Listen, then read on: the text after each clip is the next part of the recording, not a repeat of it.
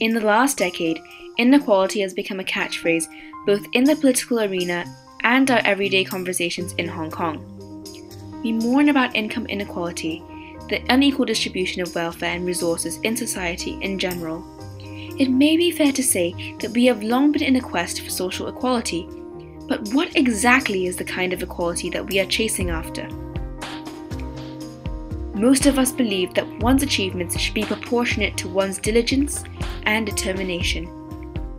On the basis of this account, and taking a functionalist point of view, inequality may indeed be inevitable in a society. Yet most of us will also be able to point out that this straightforward equation does not apply everywhere and to everyone in Hong Kong. Often we hear about the prevalent fear of losing out at the starting line. This suggests that certain variables may already restrict one's chances of succeeding in life. Intuitively, we recognize that this is unjust.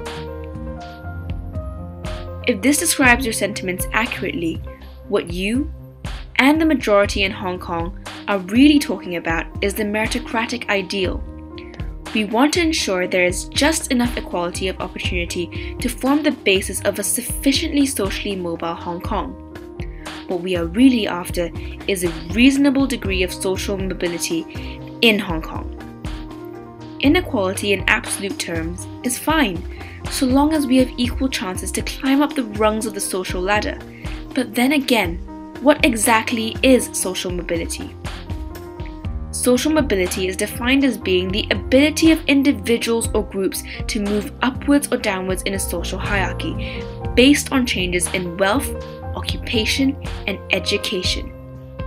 Social mobility could be an absolute or relative measure and may be observed within a single generation or across generations. Inequality in itself may be inevitable and even functional, but when combined with social immobility, it becomes a real cause for concern. Here's why. Our competition for social status is underpinned by the extent of equality of opportunities for growth at the oft-quoted figurative starting line. But the scramble for social status is a zero-sum game, meaning that if someone goes up, another person must come down. So the rich and powerful hoard up exclusive developmental opportunities. Inequality of educational opportunity is but one of the many mechanisms for social immobility. Eventually, inequality hardens into social stratification, and intense social stratification gives way to the calcification into a class-based society. Like the high-rise concrete buildings towering over Hong Kong, our city seems to have adopted the same model. A social structure as rigid as concrete, with classes categorized by the socioeconomic status of one's parents, putting one in these sticky floors. One just tends to get stuck there. Our socio-demographic variables sadly seem to be a frighteningly reliable predictor of our fortunes in life. Your age, gender, the occupation of your parents, your educational background, housing conditions, whether you are an immigrant or an ethnic minority. They put us on these metaphorical social floors which require an extraordinary amount of effort to get out of.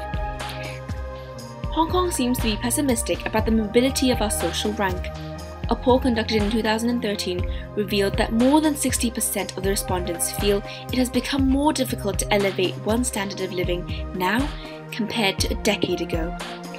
In addition, 43.6% of the respondents predict that upward social mobility will be on the decline in the coming decade.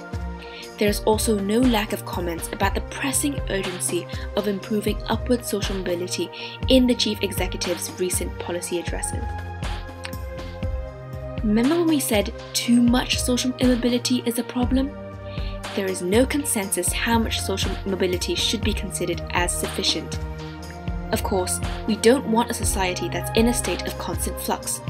Otherwise, we will find ourselves in a ton of chaos. But neither is too little mobility a good thing. Where can we find that delicate balance, and how can we restore it in Hong Kong? Or have we been clouded by public perception, and is there already adequate social mobility in Hong Kong? All these questions are left for you to investigate, and this challenge is for you to take. In Hong Kong Youth Summit 2015, Releasing the Sticky Floor, Combating the Stagnation of Social Mobility, You will be assuming the role among one of our 9 stakeholder groups in one of our 8 commissions. You will be defending your stakeholders' interest, practicing the skills of negotiation and compromising to forge a consensus to revitalize the engines of social mobility in Hong Kong.